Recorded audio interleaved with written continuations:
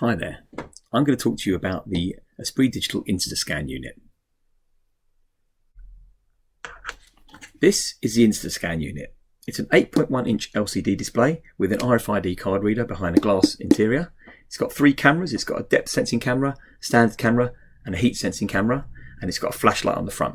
It comprises of an Android 7.1 inch media player, exactly the same as you would have in your mobile phone, and it comes in 2 form factors. It has the pole mounted form factor, where this is the pole and you have the cables coming out the bottom, and it has a wall mounted which is completely flat backed. You get a wall bracket, you put it on and drop it down. The pole can be angled by loosening the top and angling the pole. The InstaScan unit comes with a whole load of cables on the bottom. This is so that we can have one product that suits all environments. As well as the standard 12 volt power supply, it comes with 2 USBs as standard, one for the mouse and one for a USB drive should you want to get the data off of the device. As well as having Wi-Fi on board, you can go Ethernet straight into it, and then we have 4 cables for connectivity to other devices. There is RS-232 if you want to pump out information from, say, an RFID card into the system. We've got a standard I/O connector, which is a little bit like a light switch, so you can effectively turn on a light or a buzzer or another device just from the outcome of the temperature sensing. And we have what is called Weigand, and Weigand is effectively the input that is used for standard turnstiles, etc. Out of the box, the InstaScan unit can be used to measure your temperature straight away. Simply plug it in, turn it on, and you get this screensaver on the screen. Once you put your face into the screen, it wakes up, sees a human being, and it will therefore straight away measure your temperature. It can measure your temperature at up to 1 meter away. That's just over 3 foot. It will measure your temperature to plus or minus 0.3 degrees or 0.5 degrees Fahrenheit, 0.3 degrees centigrade from a standard temperature sensor. On top of that, with a mouse, you can enable mask detection. Mask detection will enforce wearing a mask. So if you go up to the unit, it could read your temperature, but it will tell you to wear a mask or not if you don't want it to. And the final thing it can do is it can do facial recognition. Again, with the mouse, you can change a setting and you can enable facial recognition. This device can store up to 30,000 faces and can read a face and a temperature all within under a second. Its reliability from facial recognition is 99% and 95% with a mask. You may notice on the display that it has a section here for a company logo and a message. Okay, and I will show you on the web how easy it is to change that. So effectively you go to the page and you go into the modify button and you select your new logo, whatever the logo might well be, and you click upload and it will change it instantly, and there's your new logo. I'm now going to demonstrate to you what happens when you put your face near the InstaScan unit. It happens very quickly, so I'm going to explain exactly what's going to happen and then I will show you a number of times.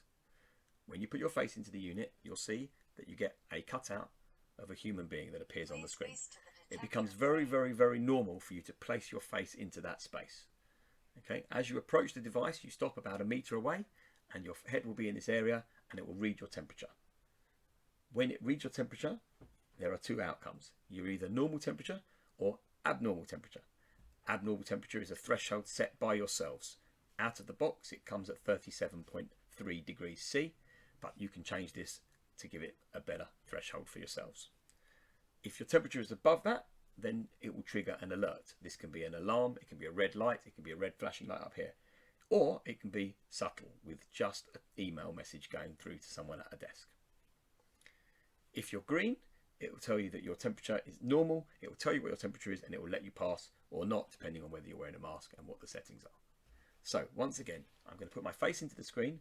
You'll see a green bar will pop up here to say what my temperature is, and because it's got facial recognition on and it's going to recognize me, it will come up with my name here. So effectively it comes alive, as you can see, and I put my face into it, and you can see that's how quick it works. Please face to the detector frame. Yeah, normal temperature. Normal temperature. Normal temperature. Please face to the detector frame. Normal temperature. I have now enabled mask detection to show you what happens. You put your face into the display, it reads it. Please face to the detector frame. It recognises me, but it says no entry, please wear a mask. Normal temperature. If I put a mask on, Normal temperature. Normal temperature. okay, It recognises me. Normal temperature. Mask, take it off. Finally, to show you what happens if you have a fever, I have reduced the temperature threshold to 36 degrees. I'm at just over 36 degrees, so I should trigger the alarm.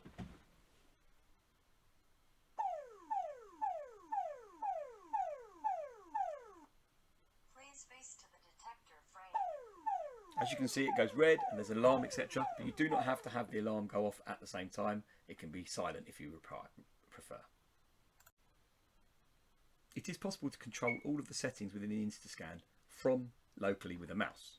But if you connect it up to our SAAS model, you're able to control everything, including all of the temperature settings, all of the fan settings, all of the lighting settings, logos, etc. And also get all of the information about what the display has seen that day. So how many people have gone past, if anyone has a fever, etc., etc. I'm now going to demonstrate the back-end system.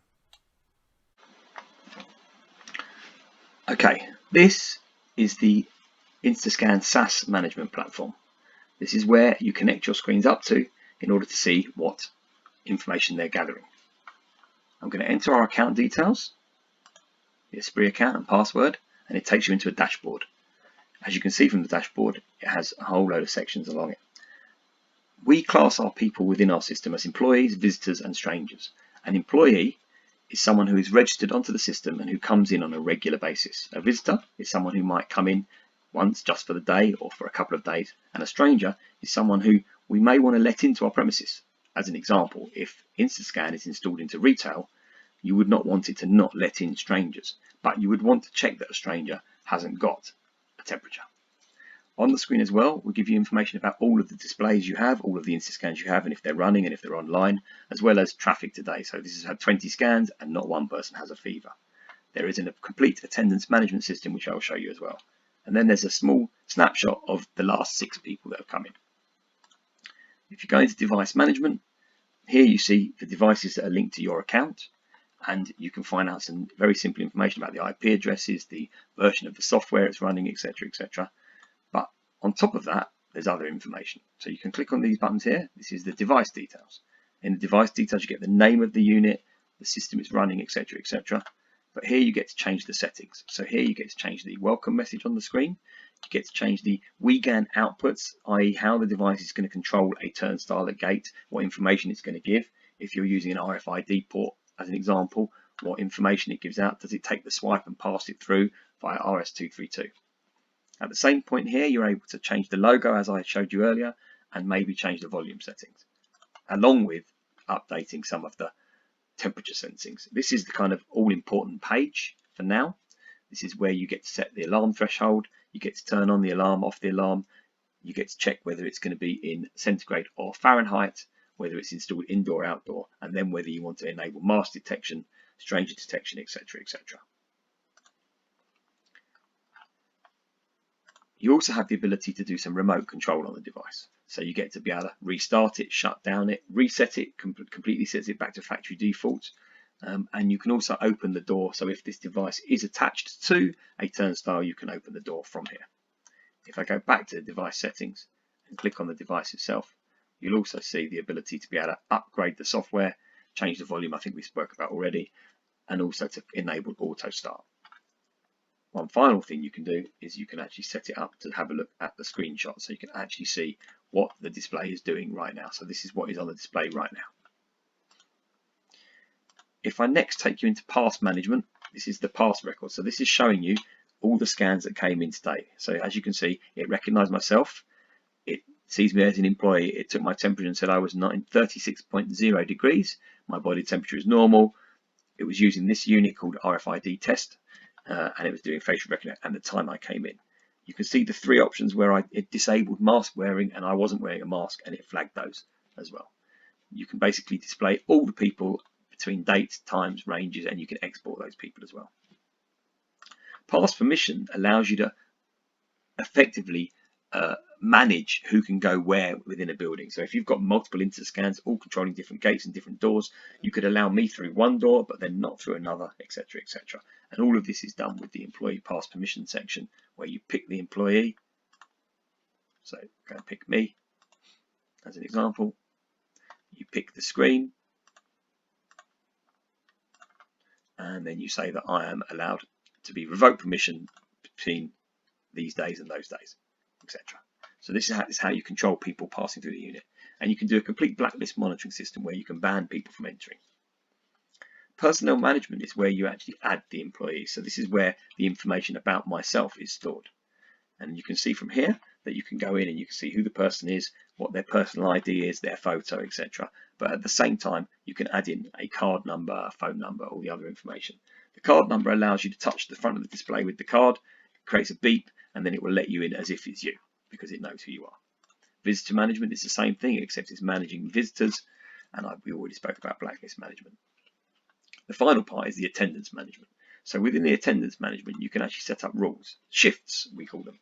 So effectively, this system is set up that between 9 and 6 people are meant to come into a building. If the person comes in at 8:50, they're flagged as coming in early. If they come in at 9:05, they're flagged as coming late. And you can set all of the rules and regulations around that.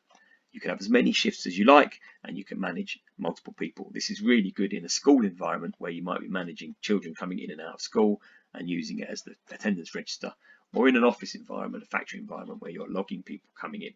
We've had a lot of customers using it now, getting rid of the old clock in, clock out machine and using the face and the time and the temperature to give that information. On top of that, there's other information within the system. So obviously you've got all of the logs, all of the structure, different people, so you can have different users, different roles, and also an email trigger, which allows you to send an email should someone come in with a temperature.